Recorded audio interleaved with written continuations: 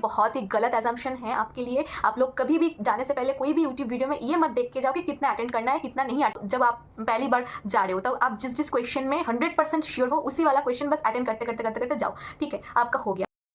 Hi, thank you very much for the appreciation in my last video, means a lot.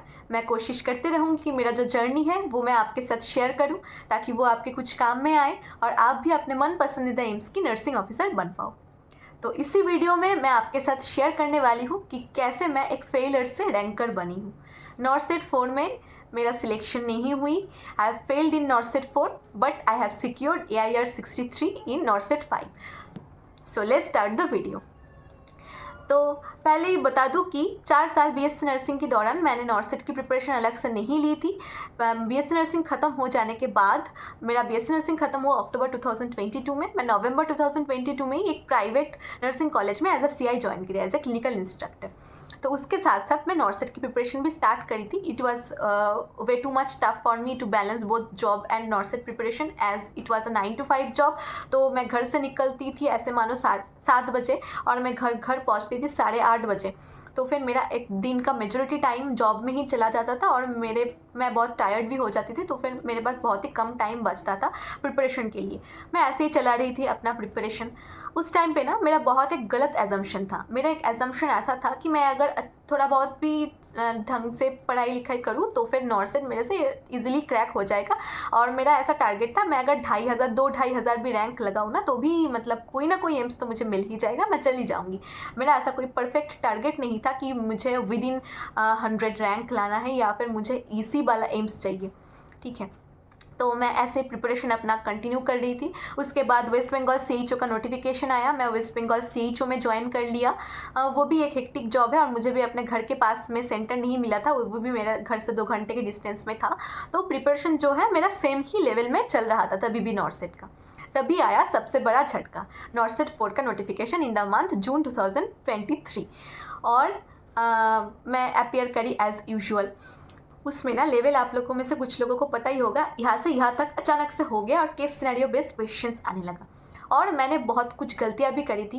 मेरा strategy में बहुत कुछ गलतियाँ था नॉर्सेट 4 में। हालांकि मेरा प्रिपरेशन भी तभी एवरेज लेवल की थी, पर मैं ना क्वेश्चंस अटेंड करने से पहले मेरा दिमाग में ये चीज़ था, मैं वीडियोस वगैरह देख के गई थी भी कि 200 में से, तभी तो 200 में क्वेश्चंस आते थे ना, नॉर्सेट 4 की बात कर रही हूँ, 200 में से 160 आपको अटेंड करके आना ही है। मैं ये सोच के गई थी यूट्यूब वीडियोज़ वगैरह देख के। अभी नॉर्सेट 4 का क्वेश्चन का लेवल जो था वो बहुत हाई लेवल का था।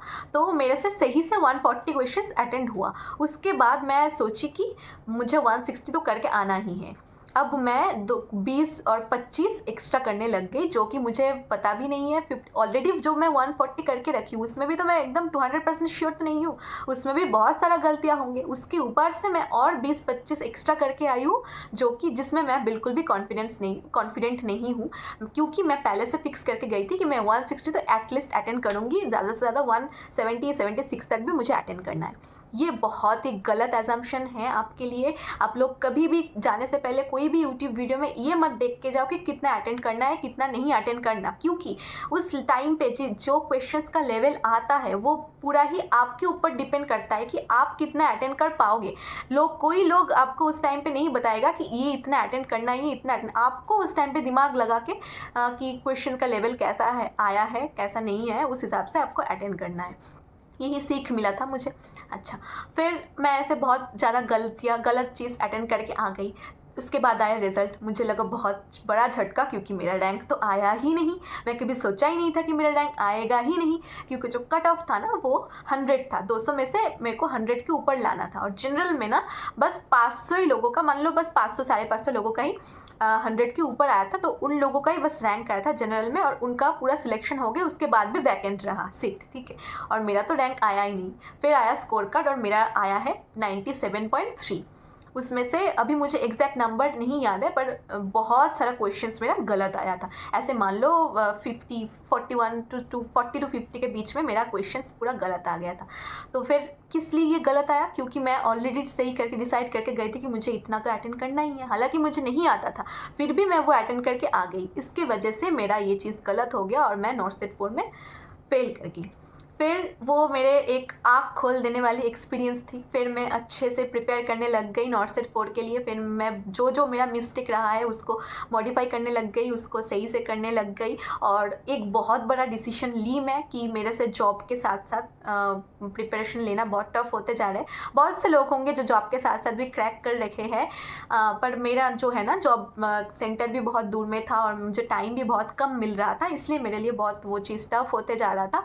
और मैं सोची थी कि यही मेरा लास्ट चांस है, मुझे नॉर्थ सेट 5 में ही क्रैक करना है। तो फिर मैं अगस्त में ये डिसीजन ली कि मैं CHO छोड़ दूंगी, और सबके साथ लड़के झगड़ के मैं CHO छोड़ दिया, जो कि नॉर्थ सेट 5 था सितंबर में।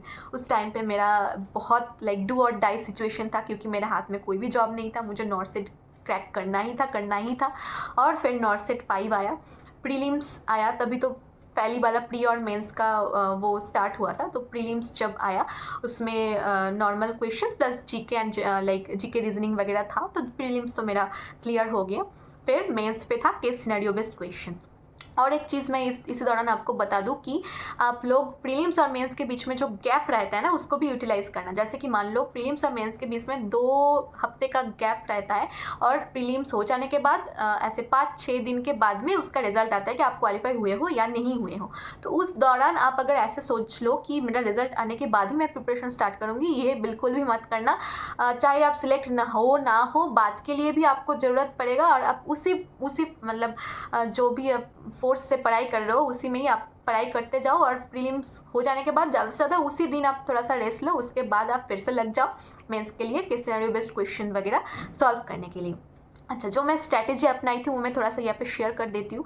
मैं आपको पहले भी बता के रखी हूँ कि कंटेंट मैंने जो भी पढ़े थे वो मैं पढ़ते रह रही थी, उसके साथ साथ MCQ सॉल्व कर रही थी। पर प्रीलिम्स जो था ना वो डायरेक्ट क्वेश्चंस था, ठीक है। तो इनक्लिक्स हालांकि मैं पहले सॉल्व कर रखी थी, पर प्रीलिम्स के पहले मैं थोड़ा सा कंटेंट बेस्ड जो चीज़ें हैं लाइक ईजी जो पार्ट है उसके ऊपर, स्पेशली मान लो टारगेट है कि गोल्डन पॉइंट्स बोलो या फिर PR यादव के कुछ प्रीवियस क्वेश्चन बोलो, ये सब के ऊपर ज़्यादा जोर दी थी, ताकि जो डायरेक्ट क्वेश्चन है वो मेरे से कुछ छूटे ना।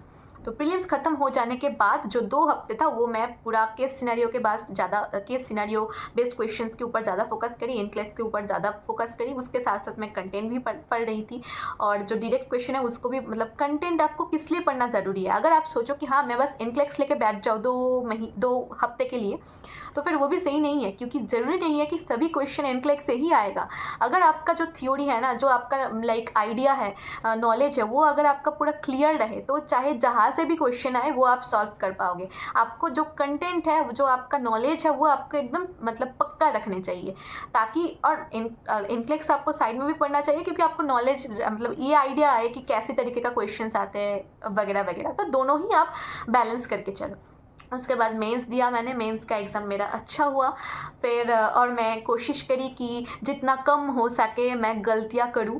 मैं यहाँ पे बता देती हूँ, मैंने 85 क्वेश्चन अटैम्प्ट, अच्छा मेंस में 100, मेंस तब जब बाद में हुआ था नॉर्थ सेट 5 में, तब 100 क्वेश्चन का था, आप लोगों को पता होगा। तो 100 में से मैंने 85 क्वेश्चन अटेंड करी, उसमें से मेरा 71 राइट हुआ और 14 गलत हुआ। और फिर मेरा रैंक आया और मैं EIR 63 बनी।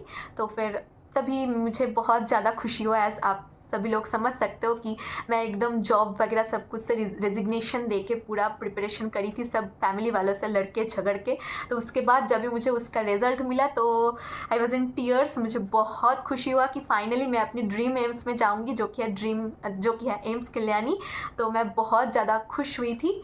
और तो ऐसे ही मैंने जो मेरा फेलियर है उससे कुछ सीख ली थी कि कैसे मुझे क्वेश्चंस वगैरह अटेंड करना है, कितना क्वेश्चंस अटेंड करना, कितना नहीं करना। और आप लोग ना, मैं एक और स्ट्रैटेजी आपके साथ शेयर कर देती हूँ नॉर्थ सेट 5 के दौरान जो मैं अपनाई थी।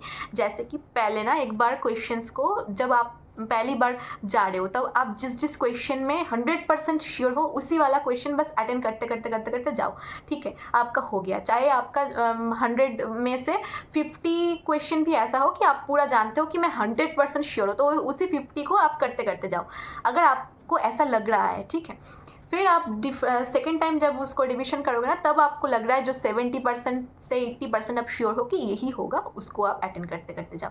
ये वाला टेक्निक अगर आप लगाओगे तो फिर आपके लिए वो बेनिफिशियल होगा, क्योंकि ये चीज़ मेरे लिए काम में आया था। तो ये चीज़ मैं आपके साथ शेयर कर रही हूँ। तो ऐसे ही आगे भी मैं आपके साथ कुछ और टिप्स शेयर करते रहूँगी जब भी मेरा कुछ दिमाग में आएगा। तो ऐसे ही मैं अपने फेलियर्स को एज अ चैलेंज ली थी, फेलियर से मोटिवेशन लेके मैं नॉर्सेट 5 क्रैक करी और मुझे अपना ड्रीम एम्स मिला। होपफुली आपको भी मिलेगा, आप भी पढ़ते रहो अपने जो टाइम है। और मैं जॉब रिजिग्नेशन दे के प्रिपरेशन ली थी, मतलब ऐसा नहीं है कि आपको भी रिज़ाइन करना है। अगर आपके जॉब आपके पास में है या फिर आपका जो स्टडी शेड्यूल है ना वो आप फिक्स रख के उसमें उतना अमाउंट ऑफ टाइम दे पा रहे हो, आप लाइक 5-6 घंटा जो भी है आप दे पा रहे हो, उसके हिसाब से आप पढ़ाई कर रहे हो, तो वेल एंड गुड। आप मतलब जॉब के साथ भी अच्छे से नॉर्सेट क्लियर कर ही सकते हो, कोई लाइक मुश्किल नहीं है। तो ऐसे ही आप पढ़ते रहो। और भी अगर आप कुछ सवाल है तो आप कमेंट में पूछ सकते हो। Thank you very much for watching.